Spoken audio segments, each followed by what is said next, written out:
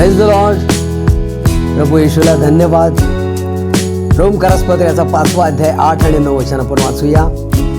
देव आम्हावरच्या आपल्या प्रीतीचे प्रमाण असे देतो की आम्ही पापी असताना ख्रिस्त आम्हासाठी मरण पावला, तर आपण आता त्याच्या रक्ताने नीतिमान ठरवलेले असता त्याच्याकडून अधिक विशेष करून देवाच्या क्रोधापासून तारले जाऊ. भावांनो बहिणींनो, प्रभू येशू ख्रिस्ताचे रक्त पश्चाताप करून देवाकडे वळणाऱ्या प्रत्येक मनुष्याला नीतिमान ठरवते. आणि अशा प्रकारे नीतिमान ठरलेले आणि ठरत असलेले रोज रोज पश्चाताप करून स्वतःचं परीक्षण करून येशूच्या रक्ताने धुवून शुद्ध होणारे नीतिमान ठरवले जाणारे लोक देवाच्या क्रोधापासून तारले जाणार आहेत.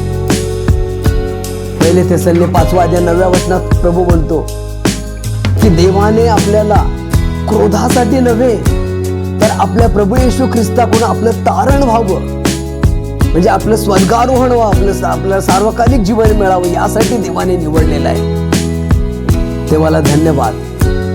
प्रभू येशू स्वतः पुनरुत्थित प्रभू येशू म्हणतो प्रकटीकरण 3:10 मध्ये, जर तुम्ही माझे सहनशीलतेचे हे वचन, म्हणजे माझ्यासाठी सहन करावे लागणारी सगळी वचनं जी तुम्ही पाळलेली आहेत, राखलेली आहेत आपल्या जीवनामध्ये, त्या तुम्हाला मी पृथ्वीवर राहणाऱ्यांची परीक्षा करायला, म्हणजे देवाच्या क्रोधाचे जे प्रसंग येणार आहेत, भूमिकंप, चक्रीवादळे, अग्नी, आंधी, तुफान, सुनामी, महापूर, साथीचे रोग, या सगळ्यापासून मी तुम्हाला तारीन, तुम्हाला मी सुरक्षित राखेन, असं प्रभू येशू आपल्याला प्रॉमिस करतो.